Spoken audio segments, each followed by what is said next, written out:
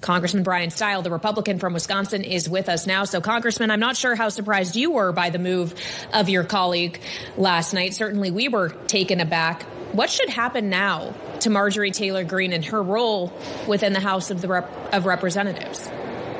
This has been a challenging Congress in a narrow majority, and there's a small subset of individuals that would rather throw the House into chaos than allow us to get the work done. 11 Republicans and a handful of far progressive leftists joined together to throw the House into chaos. At the end of the day, we were able to table the motion with overwhelming numbers. And why? Because I think on the whole, Mike Johnson has actually done a very admirable job in incredibly difficult circumstances. Time and again, we hear people saying that we're not going to be able to get it done in the House of Representatives, yet we've done it time and again, whether or not that's the debt ceiling, whether or not that's passing the appropriations bills that spends less this year than last year on everything other than veterans and defense, or whether or not that's moving through other key items like the defense supplemental and making sure that we're standing with our ally Israel. And so Speaker Johnson has done an admirable job. It's frustrating that we continue to have a small subset of members that would rather see us thrown into chaos than focused in on the biggest issues. I'm going to ask you about a couple of those, Congressman, but I wonder if you're compelled by what Donald Trump is saying publicly about Mike Johnson. We're trying to figure out what he meant with a majority of one, he writes, shortly growing to 3 or 4. We are not in a position of voting on a motion to vacate. At some point, he writes, we may very well be. Do you know what point he's talking about?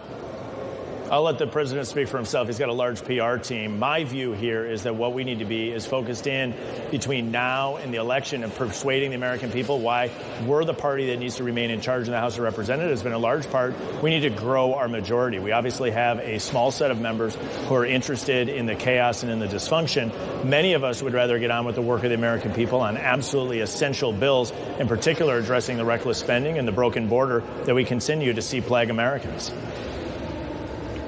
Well, certainly there are a lot of issues that are in focus domestically, Congressman, but also issues in focus geopolitically. Of course, we've seen the Biden administration pausing a shipment of offensive large bombs to Israel over concerns of the way in which they may be used in a full-scale invasion of Rafah. I know that you have put out a statement. You are not pleased with this decision from the administration, but there is precedent for this, sir. This has been done by both Democratic and Republican administrations in the past. What exactly is the problem here?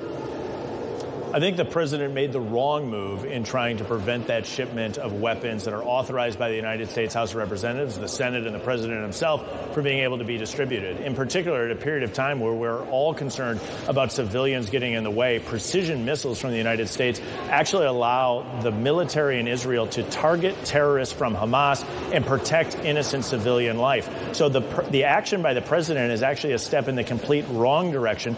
We should be making sure that the resources we provided through the defense supplemental to Israel are delivered and allow Israel to complete this war successfully, get the hostages returned, and defeat the terrorist group Hamas. These weapons, though, the 2,000-pound bombs and the 500-pound bombs, Congressman, were separate from the supplemental that was passed and the president signed, correct? He did make the point in this interview on CNN that we would continue to fulfill replenishing the Iron Dome and so forth. That's what that legislation called for, right? But broadly speaking, it's the overall funding that is the United States in support of Israel for them to complete the termination of Hamas as a functioning operation and terrorist organization in Gaza. And so when we see these funds going to Israel, it's to protect civilians in Israel, but also the opportunity to make sure that we're allowing the Israeli military to have the highest technology and the most functional sophisticated weaponry to be able to target terrorists in Gaza and be able to protect civilians. This is literally the exact opposite of what the president should be doing. We should be working to get Hamas to surrender and have them release the hostages, and applying pressure by removing their military capability allows Israel to do just that. Congressman, I'm wondering, as you're hearkening back to a supplemental package that, again, included defensive weapons for Israel primarily, in addition to aid for other allies, including Ukraine, there is policy in existence in the weapons that we are sending to Ukraine. The U.S. is not supportive of, say, Ukraine offensively striking in Russian territory, for example. There are guardrails around. Why are these two conflicts different in your mind? Well, the president has some grounds to provide those types of guardrails in his position as commander-in-chief. I'm critiquing him in the decision that he is making because I think it is the wrong decision and not in the best interest of the United States of America. These conflicts are different, and the most critical way that they are is a terrorist group, Hamas, went and captured innocent Israeli civilians, including American civilians, and continues to hold them captive today in Gaza. So the support for Israel is to allow them to simply defend themselves, but also the necessary offensive capabilities to end the terrorist group Hamas and get their civilians returned. That's in contrast with what's playing out in Ukraine. Yeah. Well, let me just turn that around for a moment, Congressman, because I find this to be a really compelling conversation. Should we consider providing Ukraine with offensive weaponry? Because Russia came into Ukraine much the way Hamas came into Israel. They certainly don't see it differently. Well, the United States has provided, obviously, offensive weaponry to Ukraine. The question is whether or not that weaponry should be utilized outside the country. We all want to make sure that this conflict does not continue to involve more countries than it currently does. We don't want to escalate the situation. I'm of the view that making sure that the Ukrainian military has the weapons that they need to be able to defend their country, to allow their men and women on the front lines to be able to fight back against an unjust and unprovoked invasion from Russia is appropriate. But I think there are reasonable steps we need to make sure that we're not unnecessarily increasing the conflict in Ukraine.